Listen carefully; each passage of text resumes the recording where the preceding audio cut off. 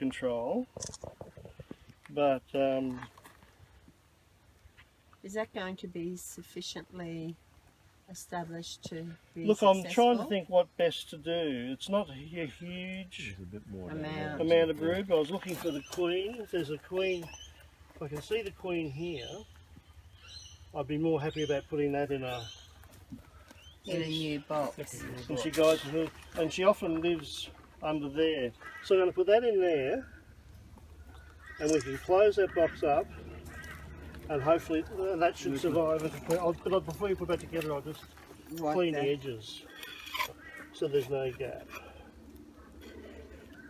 What's that little piece there? Oh, that's a... The lid. Yeah. Just covering a hole, a view hole. Yeah. And then those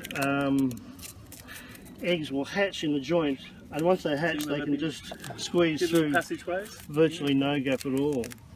Is that entrance there still open, that top one? Or? Yeah, and that's their access, front and back.